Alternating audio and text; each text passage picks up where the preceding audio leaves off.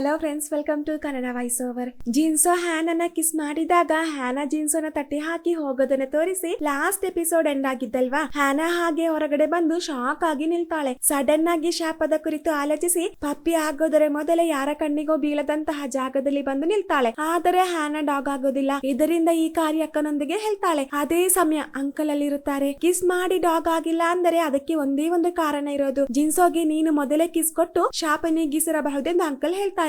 ಅದೇಗೆ ಸಾಧ್ಯ? ಅದು ನಡೆಯೋದಕ್ಕೆ ಚಾನ್ಸೇ ಇಲ್ಲ. ಇವಳಿಗೆ ಸರಿಯಾಗಿ ಕಿಸ್ ಮಾಡೋದಕ್ಕೆ ಗೊತ್ತಿಲ್ಲದ ಕಾರಣ ಡಾಗ್ ಆಗಿಲ್ಲ ಎಂದು ಅಕ್ಕ ಹೇಳ್ತಾಳೆ. ನಂತರ ಹ್ಯಾನಾ ಜಿನ್ಸೋಗೆ ಮೆಸೇಜ್ ಟೈಪ್ ಮಾಡಿದ್ರು. ಕೊನೆಗೆ ಬೇಡ ಅಂತ ಸುಮ್ಮನಾಗ್ತಾಳೆ. ಅದೇ ಸಮಯ ಜಿನ್ಸೋ ಪ್ರಪೋಸ್ ಮಾಡಿದ್ದು ತನ್ನೊಂದಿಗೆ ಕ್ಲೋಸ್ ಆಗೋದಕ್ಕೆ ಟ್ರೈ ಮಾಡಿದ್ದೆಲ್ಲ ಯೋಚಿಸುತ್ತಾಳೆ. ಈ ಕಡೆ ಜಿನ್ಸೋ ತಾನು ಹ್ಯಾನಾಗೆ ಕಿಸ್ ಕೊಟ್ಟಿದ್ದು ದೊಡ್ಡ ತಪ್ಪಾಯ್ತು. ಹ್ಯಾನಾ ಇದರಿಂದ ತನ್ನೊಂದಿಗೆ ಮಾತಾಡ್ತಾಳ ಎಂಬ ಟೆನ್ಷನ್ ಅಲ್ಲಿ ನಮ್ಮ ಜಿನ್ಸೋ ಇರ್ತಾನೆ. ಹಾಗೆ ಮಾರನೇ ದಿನ ಜಿನ್ಸೋ ಶಾಲೆಗೆ ಬರುವಾಗ ಹ್ಯಾನಾ ಅವನ ಹಿಂದೆ ಬರ್ತಿರುತ್ತಾಳೆ. ಜಿನ್ಸೋನ ಕಣ್ಣಿಗೆ ಬೀಳದ ಹಾಗೆ ನಿಂತಿರುತ್ತಾಳೆ. ಆದರೆ ಇದೆಲ್ಲ ನಮ್ಮ ಜಿನ್ಸೋ ನೋಟಿಸ್ ಮಾಡ್ತಿರುತ್ತಾನೆ. ನಂತರ ಸ್ಕೂಲಲ್ಲೂ ಹ್ಯಾನಾ ಜಿನ್ಸೋನ ಫೇಸ್ ಮಾಡದಿರೋದನ್ನ ಕಂಡು ಕಾರ್ಯ ಏನೆಂದು ಜಿನ್ಸೋ ಕೇಳ್ತಾನೆ. ಹೇಳಬೇಕೆಂದರೆ ಜಿನ್ಸೋನ ಮೇಲೆ ಹ್ಯಾನಾಲಿಗೆ ಸಿಟ್ಟಿರೋದಿಲ್ಲ.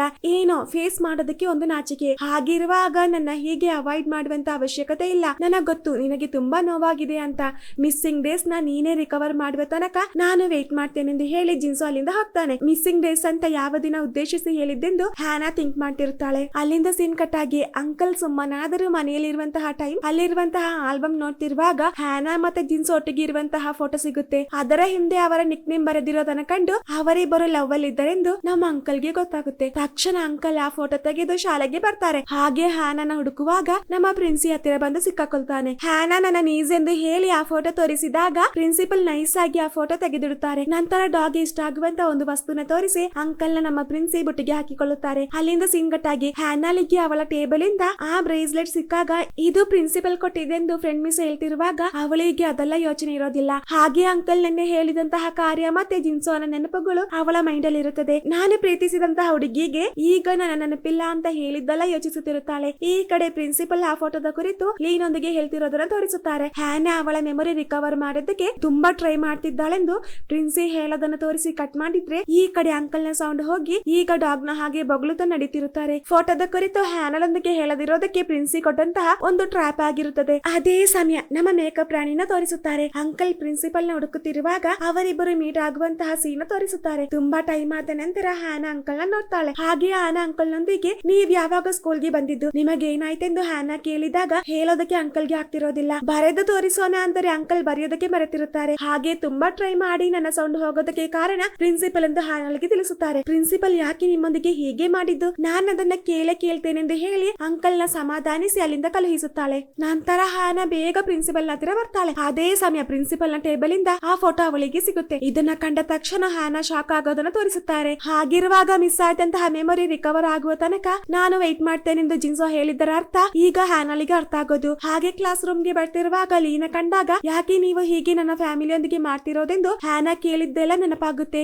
ಅದೇ ಸಮಯ ನಿನ್ನ ಸ್ವಾರ್ಥತೆ ಕಾರಣ, ಕ್ರೂರ ಪ್ರವೃತ್ತಿ ಕಾರಣ ಹೀಗೆ ಆಗಿದ್ದೆಂದು ಹೇಳಿ ಲೀ ಹೋಗ್ತಾನೆ. ಲೀ ಸಡನ್ ಆಗಿ ಹಾಗೆ ಹೇಳಿದ ಶಾಕ್ ಅಲ್ಲಿ ಬೇಗ ಅವನ ಹಿಂದೆ ಬಂದು ನೀವು ಹೇಳ್ತಿರೋದೇನೆಂದು ಹ್ಯಾನಾ ಕೇಳಿದಾಗ ನೀವಿಬ್ರು ಇನ್ನೂ ಬ್ರೇಕಪ್ ಮಾಡಿಲ್ವಾ ಅಂದಾಗ ಇದರ ಅರ್ಥ ನಾನು ಮತ್ತೆ ಜಿನ್ಸೋ ಲವ್ ಅಲ್ಲಿ ಇದ್ವಿ ಅಂತನಾ? ನನ್ನ ಮೆಮೊರಿಯ ಬದಲಾಗಿ ನೀವು ಅಂಕಲ್ಗೆ ಮನುಷ್ಯ ರೂಪ ಕೊಟ್ಟಿದ್ದ. ನನಗೆ ನನ್ನ ಮೆಮೊರಿ ಬೇಕು ಅಂದಾಗ ನಿನ್ನ ರಾಣಿಯಾದಂತಹ ಜಿಯಾಳ ನೆನಪುಗಳು ಬೇಡ್ವಾ? ನೀವಿಬ್ಬರು ಸೇರಿ ಆ ಮೌಂಟೇನ್ ಅಲ್ಲಿ ನನ್ನ ಜಿಯಾನ ಕೊಂದಂತಹ ನೆನಪು ಬೇಡವಾ ಎಂದು ಲೀ ಅವಳೊಂದಿಗೆ ಕೇಳ್ತಾಳೆ. ನಂತರ ಜಿಯಾಲ ಬಾಡಿ ನೋಡಿದ್ದೆಲ್ಲ ಹೇಳಿ ಅಳ್ತಿರುತ್ತಾನೆ. ಇದಕ್ಕೆ ಒಂದು ಕೊನೆ ಬೇಕೆಂದರೆ ನೀನು ಆ ಮೌಂಟೇನ್ ಗೆ ಬಾ ಎಂದು ಲೀ ಹೇಳಿದಾಗ ಹ್ಯಾನಾ ಬರ್ತೇನೆಂದು ಹೇಳಿ ಈಗ ನಾವಿಬ್ಬರು ತಾತ್ಕಾಲಿಕವಾಗಿ ದೂರ ಆಗಿರಬಹುದು, ಕೊನೆಗೆ ನಾವಿಬ್ಬರು ಒಂದಾಗ್ತೇವೆ ಎಂದು ಹೇಳಿ ಹ್ಯಾನಾ ಅಲ್ಲಿಂದ ಹೋಗ್ತಾಳೆ. ಅಲ್ಲಿಂದ ಸೀನ್ ಕಟ್ ಆಗಿ ಜಿಯಾನ ತೋರಿಸುತ್ತಾರೆ. ಪಾಸ್ಟ್ ಲೈಫ್ ಅಲ್ಲಿ ತಾನು ಸತ್ತಂತಹ ನೆನಪುಗಳೆಲ್ಲ ರಿಕವರ್ ಆಗ್ತಿರುತ್ತೆ. ಜೊತೆಗೆ ಜಿನ್ಸೋ ತನ್ನ ನೇರ ಖಡ್ಗ ಹಿಡಿದು ನಿಂತಿರೋದು ಲೀ ಅದನ್ನ ನೋಡಿದ್ದೆಲ್ಲ ನೆನಪಾಗುತ್ತೆ. ಇದರಿಂದ ಲೀಯ ಪ್ರತಿಕಾರ ಯಾಕೆ ಎಂದು ಜಿಯಾಲಿಗೆ ಗೊತ್ತಾಗುತ್ತೆ. ಈ ಕಡೆ ಲೀ ಜಿಯಾಳ ಸ್ಕಾರ್ಫ್ ನೋಡ್ತಿರುತ್ತಾನೆ. ನಮ್ಮಿಬ್ಬರ ಲೈಫ್ ವರ್ಷಗಳ ಹಿಂದೆ ಕೊನೆಯಾಯ್ತು. ಅದಕ್ಕೆ ಕಾರಣರಾದಂತವರು ಪುನರ್ಜನ್ಮ ಪಡೆದು ಅವರ ಪ್ರೀತಿನ ಪ್ರೂವ್ ಮಾಡ್ತಿದ್ದಾರೆ. ಮೆಮೊರಿ ಎರೇಸ್ ಮಾಡಿದ್ರು ನನ್ನ ಶಾಪದಿಂದ ದೂರ ಆಗದವರನ್ನ ಸಾವಲ್ಲೂ ಒಂದಾಗದ ಹಾಗೆ ನಾನು ದೂರ ಮಾಡ್ತೇನೆಂದು ಹೇಳಿ ಲೀ ಅಲ್ಲಿಂದ ಹೋಗ್ತಾನೆ. ಈ ಕಡೆ ಕ್ಲಾಸ್ ಅಲ್ಲಿ ಯೂಟ್ಯೂಬ್ ಗ್ಯಾಂಗ್ ಅಲ್ಲಿ ಇರುವಂತಹ ಒಂದು ಹುಡುಗಿ ಜಿಯಾಲೊಂದಿಗೆ ಮಾತಾಡ್ತಿರೋದನ್ನ ತೋರಿಸುತ್ತಾರೆ. ಒಂದು ಮೌಂಟೇನ್ ಅಲ್ಲಿ ದುರಾತ್ಮ ಇರುವಂತಹ ಮನೆ ಇದೆ ಅಂತ ಪ್ರಿನ್ಸಿಪಲ್ ಹೇಳಿದ್ರು. ಆ ಸ್ಟೋರಿ ಕವರ್ ಮಾಡೋದಕ್ಕೆ ನಿನ್ನ ಸಹಾಯ ಬೇಕೆಂದು ಹೇಳಿ ನಮ್ಮೊಂದಿಗೆ ಆ ಮೌಂಟೇನ್ ಗೆ ಹ್ಯಾನಾ ಮಿಸ್ ಬರ್ತಿದ್ದಾರೆ ಎಂದು ಹೇಳಿದಾಗ ಜಿಯಾಳಿಗೆ ಟೆನ್ಷನ್ ಆಗುತ್ತೆ. ಲೀ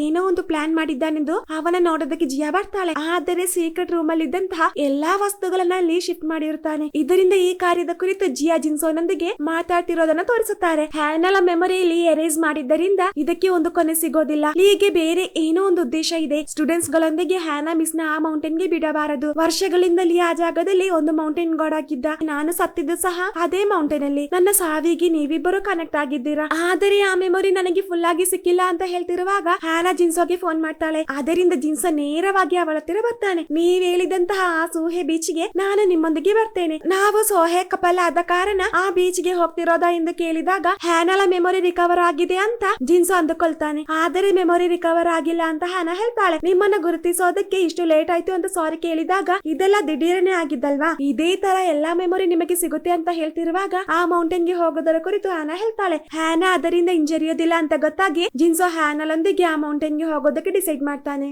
ಮಾರನೇ ದಿನ ಅವರೆಲ್ಲರೂ ಸೇರಿ ಆ ಮೌಂಟೇನ್ ಗಾಡ್ ನ ಮನೆಗೆ ಹೋಗ್ತಿರೋದನ್ನು ತೋರಿಸುತ್ತಾರೆ. ಈ ಮನೆಗೆ ಒಂದು ಹಾರರ್ ಫೀಲ್ ಇದೆ ಅಂತ ಶೂಟ್ ಮಾಡ್ತಿರುತ್ತಾರೆ. ಭಯ ಆದರೆ ಓಯಿಲ್ ಅವರೊಂದಿಗೆ ಬಂದ ಕಾರಣ ಜಿಯಾ ಜೊತೆಗಿರೋದರಿಂದ ಸೇಮ್ ಟೈಮ್ ಬಿಳಿ ಬಟ್ಟೆ ಹಾಕಿ ಕೂದಲು ಬಿಟ್ಟು ಒಂದು ರೂಪ ಅಲ್ಲಿಗೆ ಬಂದಾಗ ಸ್ಟೂಡೆಂಟ್ಸ್ ಅದನ್ನ ಕಂಡು ಹೆದರಿ ಬೇಗ ಅಲ್ಲಿಂದ ಓಡಿ ಹೋಗ್ತಾರೆ. ಇದರಿಂದ ಒಬ್ಬರೊಬ್ಬರು ಒಂದೊಂದು ಕಡೆ ಓಡಿ ಹೋಗ್ತಾರೆ. ಹಾಗೆ ಜಿಯಾ ಓಯಿಲ್ ನೊಂದಿಗೆ ಈ ರೂಮಿಗೆ ಬಂದಿದ್ದು ದುರಾತ್ಮ ಅಲ್ಲ, ಅದು ಫಾಕ್ಸ್ ಆದಂತಹ ಪ್ರಿನ್ಸಿಪಲ್ ಎಂದು ಜಿಯಾ ಹೇಳಿದಾಗ ಪುನಃ ನಿನ್ನ ಕಟ್ಟುಕತೆ ಹೇಳೋದಕ್ಕೆ ಸ್ಟಾರ್ಟ್ ಮಾಡ್ಬೇಡ ಎಂದು ಓಯಿಲ್ ಹೇಳ್ತಾನೆ. ಈ ಕಡೆ ಹ್ಯಾನಳ ಕಾಲು ಮುರಿದು ಕೂತಿರೋದನ್ನ ಕಂಡು ಜಿನ್ಸೋ ಅವಳ ಹತ್ತಿರ ಬರ್ತಾನೆ. ಹಾಗೆ ಜಿನ್ಸೋ ಅವಳ ಕಾಲು ಕಟ್ಟಿಕೊಡ್ತಿರುವಾಗ ಮೊದಲು ಹ್ಯಾನಾ ಗುಂಡಿಗೆ ಬಿದ್ದಾಗ ಜಿನ್ಸೋ ಹೀಗೆ ಅವಳ ಕಾಲನ್ನ ಕಟ್ಟಿಕೊಟ್ಟಿದ್ದೆಲ್ಲ ನೆನಪಾಗುತ್ತೆ. ಇದರಿಂದ ಹ್ಯಾನಾ ಎಮೋಷನಲ್ ಆಗ್ತಾಳೆ. ಏನೇ ಆದರೂ ನಮ್ಮ ಆ ಬ್ಯೂಟಿಫುಲ್ ಮೆಮರಿ ನಮಗೆ ಬೇಕೆಂದು ಹ್ಯಾನಾ ಜಿನ್ಸೋನೊಂದಿಗೆ ಹೇಳ್ತಾಳೆ. ಈ ಕಡೆ ಲೀ ಆ ಸ್ಪಾಟ್ ಗೆ ಬರ್ತಿರೋದರ ಪ್ರೆಸೆನ್ಸ್ ಜಿಯಾಗೆ ಸೆನ್ಸ್ ಆಗುತ್ತೆ. ಅದೇ ಸಮಯ ಹಲವಾರು ನಾಯಿಗಳೊಂದಿಗೆ ಲೀ ಆ ಸ್ಪಾಟ್ ಗೆ ಬರ್ತಾನೆ. ಆ ಕೊಕ್ಕೋ ಎಂಬ ಪಪ್ಪಿ ನಾನಲ್ವಾ, ನಾನಷ್ಟು ಕ್ಯೂಟ್ ಆಗಿನ್ನ ಅಂದಾಗ ಹೌದು ಅಂತ ಜಿನ್ಸೋ ಹೇಳ್ತಾನೆ. ಹಾಗಿದ್ದರೆ ಈಸಿ ಆಗಿ ನನ್ನ ಶಾಪ ನೀಗಿಸೋದಕ್ಕೆ ಆಗಿರುತ್ತಲ್ವಾ ಅಂದಾಗ ಶಾಪ ನೀಗಿಸೋದಕ್ಕೆ ನೀವ್ ಹೇಳಿದಷ್ಟು ಈಸಿ ಆಗಿರಲಿಲ್ಲ, ಯಾಕೆಂದರೆ ನನಗೆ ಡಾಗ್ ಅಂದರೆ ಭಯ ಅಂತ ಜಿನ್ಸೋ ಹೇಳ್ತಿರುತ್ತಾನೆ. ಅದೇ ಸಮಯ ಲೀ ತಂದಂತಹ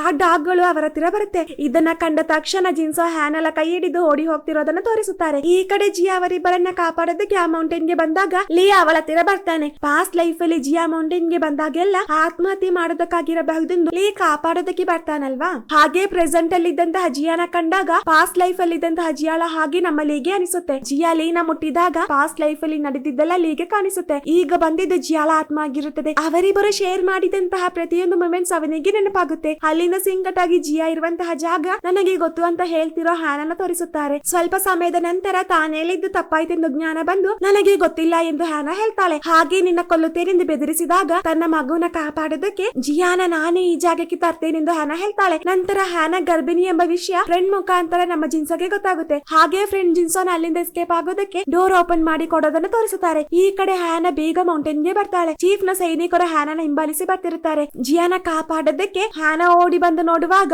ಜಿಯಾ ಅಲ್ಲಿರೋದಿಲ್ಲ. ಅಷ್ಟರಲ್ಲಿ ಚೀಫ್ ಮತ್ತೆ ಸೈನಿಕರು ಅವಳ ಹತ್ತಿರ ಬರ್ತಾನೆ. ಹಾಗೆ ಜಿಯಾಳ ಪಪ್ಪಿ ಆದಂತಹದ್ದು ಅವಳಿರುವಂತಹ ಜಾಗ ಹ್ಯಾನಲ್ಗೆ ತೋರಿಸಿಕೊಡೋದು. ಹಾಗೆ ಅವರಿಬ್ಬರನ್ನ ಸೈನಿಕರು ಕೊಲ್ಲೋದಕ್ಕೆ ಮುಂದಾದಾಗ ನಮ್ಮ ಜಿನ್ಸೋ ಬಂದು ಸೈನಿಕರನ್ನ ಅಟ್ಯಾಕ್ ಮಾಡಿ ಅವರನ್ನ ಕಾಪಾಡೋದಕ್ಕೆ ತೋರಿಸುತ್ತಾರೆ. ಹಾಗೆ ಅವರ ಕೈಯಿಂದ ಎಸ್ಕೇಪ್ ಆಗಿ ಕೊನೆಗೆ ಆ ಮೌಂಟೇನ್ ಮೇಲೆ ಬರ್ತಾರೆ. ಆ ಜಾಗದಲ್ಲೂ ಒಂದು ಏಟು ಸಹ ಅವರ ಮೇಲೆ ಬೀಳದ ಹಾಗೆ ಜಿನ್ಸೋ ಅವರೊಂದಿಗೆ ಫೈಟ್ ಮಾಡ್ತಾರೆ. ಸೈನಿಕರು ಜಿಯಾನ ಕೊಲ್ಲೋದಕ್ಕೆ ಅವಳ ನೇರ ಬಿಲ್ಲು ಬಿಟ್ಟಾಗ ಅದನ್ನ ತಡೆಯೋದಕ್ಕೆ ಜಿಯಾಳ ನೇರ ಜಿನ್ಸೋ ಖಡ್ಗ ಹಿಡಿದಿದ್ದು. ಇದನ್ನ ಕಂಡು ಜಿಯಾನ ಕೊಂದಿದ್ದು ಜಿನ್ಸೋ ಅಂತ ಲೀ ತಪ್ಪು ತಿಳಿದಿದ್ದು. ಅದೇ ಸಮಯ ಜಿನ್ಸೋನ ನೇರ ಸಹ ಅವರು ಬಿಲ್ಲು ಬಿಡ್ತಾರೆ. ಬಾಕಿ ಇರುವಂತಹ ಸೈನಿಕರು ಜಿನ್ಸೋನ ಕೊಲ್ಲೋದಕ್ಕೆ ಮುಂದಾದಾಗ ಜಿನ್ಸೋನ ಕೈಯಿಂದ ಖಡ್ಗ ತೆಗೆದು ಜಿಯಾ ಸ್ವಯಂ ಚುಚ್ಚೋದನ್ನ ತೋರಿಸುತ್ತಾರೆ. ನನ್ನ ಮಗು ಸತ್ತಾಯ್ತು, ಇದರಿಂದ ನಿನ್ನ ಮಗು ಆದರೂ ಈ ಭೂಮಿ ಮೇಲೆ ಬದುಕಬೇಕು, ನೀವಿಬ್ಬರು ನೆಮ್ಮದಿಯಿಂದ ಬದುಕಬೇಕೆಂದರೆ ನಾನು ಸಾಯಲೇಬೇಕು ಅಂತ ಹೇಳಿ ಹಾಗೆ ಜಿಯಾ ಮೌಂಟೇನ್ ಇಂದ ಕೆಳಗೆ ಹಾಕ್ತಾಳೆ. ಇದನ್ನ ಮಾತ್ರ ನಮ್ಮಲ್ಲಿ ಅವತ್ತು ನೋಡಿದ್ದು. ಜಿಯಾ ಹಾರಿದ ಬೆನ್ನಲ್ಲೇ ಅವಳ ದುಃಖ ಸಹ ಆ ಮೌಂಟೇನ್ ಇಂದ ಹಾರಿ ಆತ್ಮಹತ್ಯೆ ಮಾಡಿಕೊಳ್ಳುತ್ತೆ. ಅಲ್ಲಿಂದ ಸಿಂಕಟಾಗಿ ಜಿನ್ಸೋನ ಹ್ಯಾನಾ ಅವರ ಕಣ್ಣಿಗೆ ಬೀಳದ ಹಾಗೆ ಕರ್ಕೊಂಡು ಬರೋದನ್ನ ತೋರಿಸುತ್ತಾರೆ. ನಮ್ಮ ಮಗು ಚೆನ್ನಾಗಿ ಬದುಕಬೇಕೆಂದು ಹೇಳಿ ಜಿನ್ಸೋ ಸತ್ತಾಗ್ತಾನೆ. ಹ್ಯಾನಾಲಿಗೆ ಇದನ್ನ ಕಂಡು ಸಹಿಸೋದಕ್ಕಾಗ್ತಿರೋದಿಲ್ಲ. ಪಾಸ್ಟ್ ಲೈಫ್ ಅಲ್ಲೂ ಹ್ಯಾನನ ಬೈ ಮಿಸ್ ಆಗಿ ಕಂಡ ತಕ್ಷಣ ನಮ್ಮ ಜಿನ್ಸೋಗೆ ತುಂಬಾ ಇಷ್ಟ ಆಗುತ್ತೆ. ಹ್ಯಾನನ್ನ ಪುನಃ ನೋಡಬೇಕೆಂದು ಪ್ರಾರ್ಥಿಸಿದಾಗ